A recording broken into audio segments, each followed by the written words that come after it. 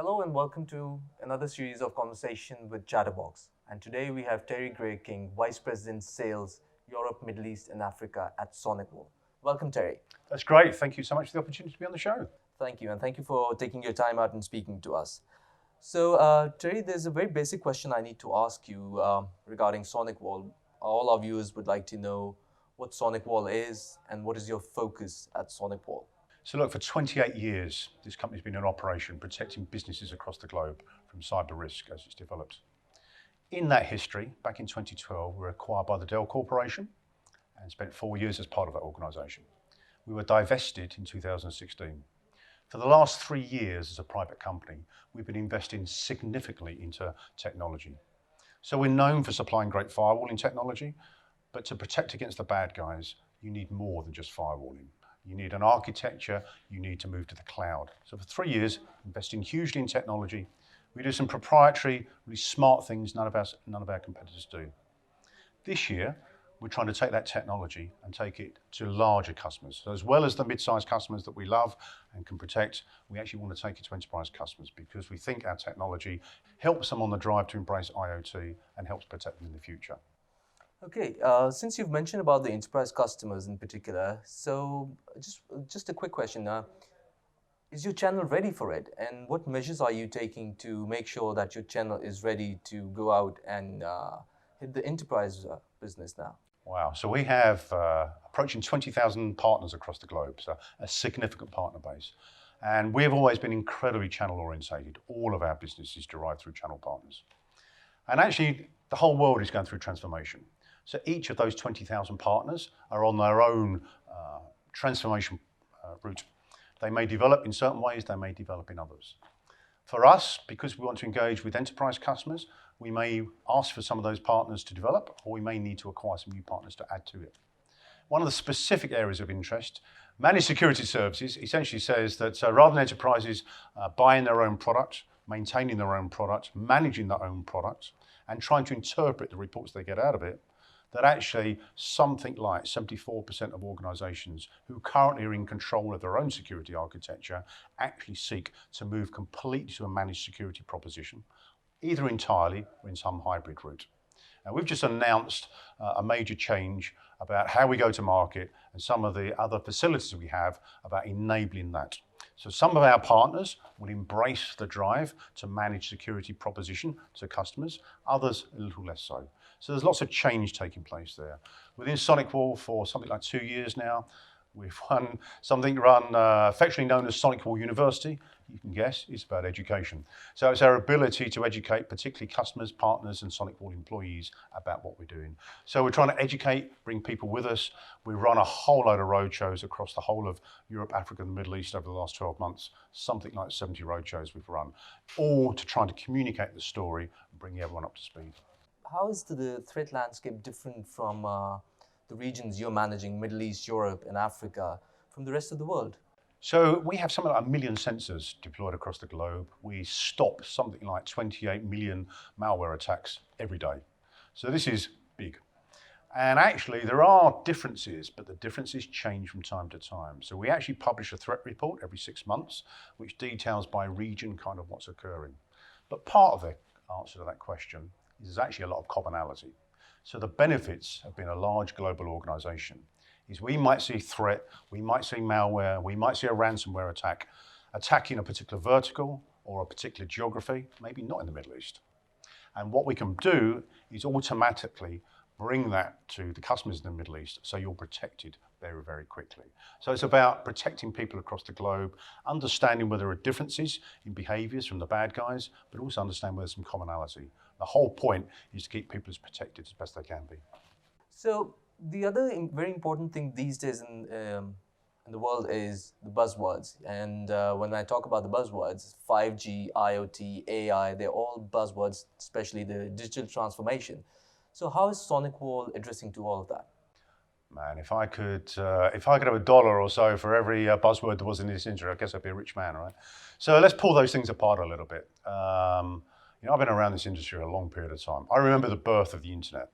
If you speak to Tim Berners-Lee about the internet, he's a little concerned about how this thing is developed. From my point of view, it's enabled business. So from the Middle East, you can drive global enterprises in a way that you couldn't have done without internet capability. That's a great benefit. You mentioned 5G. So 5G is just a great enabler. What that's going to do is allow this thing called the Internet of Things, next big buzzwords, to really become true. So we've got lots of examples around this. You've probably heard of the examples of like doctors operating in a theatre. Yeah. You can operate across the globe. You can have a surgeon located on a different continent, let alone in a damn theatre. But what you need is you need speed of data. So there's one example. There's countless. So things like connected cities. So connected cities and all those applications for IoT need bandwidth, they need data, they need low latency. You don't want to wait, you don't want that interrupted flicker on a video or a disruption on a voice call. You want it to happen instantaneously, like you're in the same room, you want it to happen quickly. So 5G basically enables speed, a bit more besides. As it enables speed, it's also connected with IoT and lots of other change. So part of this other change says that companies used to have applications in their own business that they would develop and they put them on great big servers and then they protected against them. That's not the world we're living in and that's not the world we're moving into. The world we're moving into is this next buzzword called cloud, which is where everything's interconnected.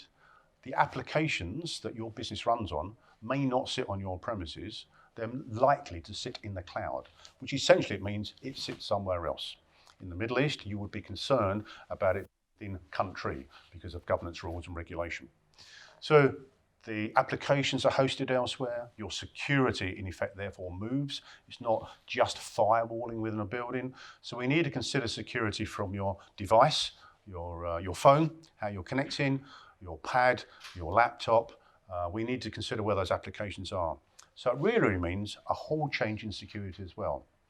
Rather than blocking an entry point, we have to accept the entry points are always moving. We have to accept the applications are always moving and coming on board quickly and then moving again away quickly. So a massive area of change. Essentially what that means as far as security is, I need to think about you. I need to understand, do I authorize you? Where do I authorize you? What applications do I authorize you to access?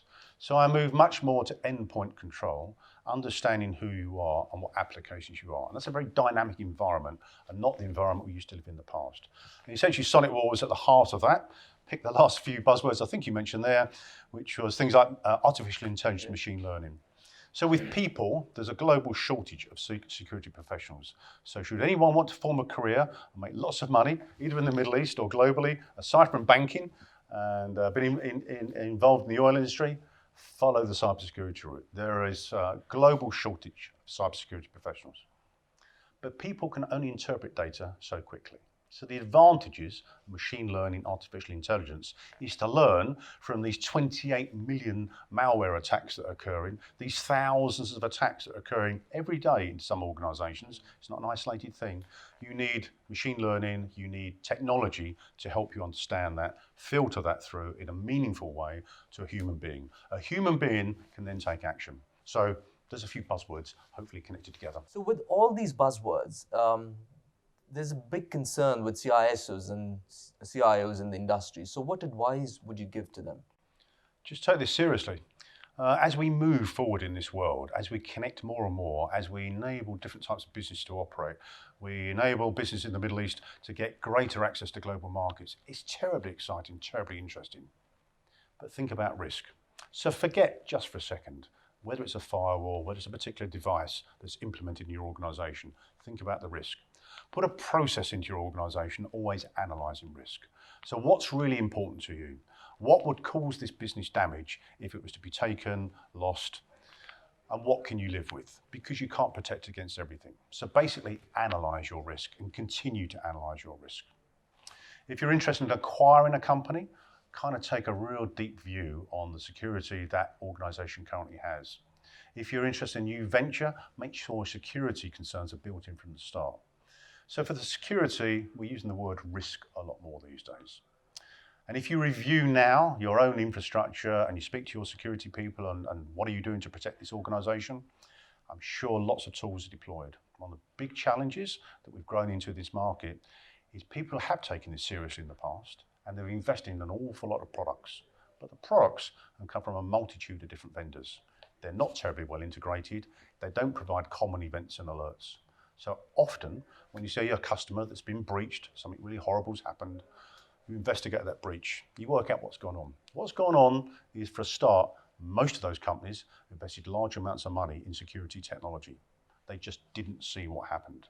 So what you need to do is you really need to review this multitude of different vendors, work out who can provide what we would call a common architecture, not just firewalling, but security devices, either on premise or virtual, they're in the cloud, where all these are interconnected. SonicWall provides such an architecture.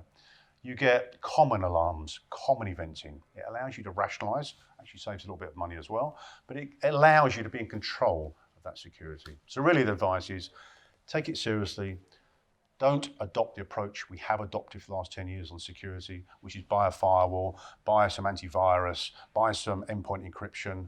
As sound as that has been, we need to move on from there. We need to look upon it as a whole and just continually evaluate risk and how your architecture is supporting that. That's great advice. So, lastly, I'd like to ask you, what should we expect from SonicWall in 2020, keeping in mind that Expo 2020 is around the corner as well in the Middle East, and everybody's looking at it. So what should we expect from SonicWall in this year? So look, I think Expo 2020 is just a great initiative in the Middle East, right? This is going to attract business and interest from across the globe. So we look at it with great appetite. And that's going to bring a lot of this previous conversation around 5G together, the drive to IoT, digital. It's an exciting place to be. And from SonicWall, what you're going to see is a continual drive. Internally, our big thing is about growth. We just want to grow, and then grow some more. What that means to our customers, what that means to the marketplace is that you're just going to see increasing capability. You're going to see increasing technology. And also you're going to see, I think, a different way that partners are going to engage with organizations.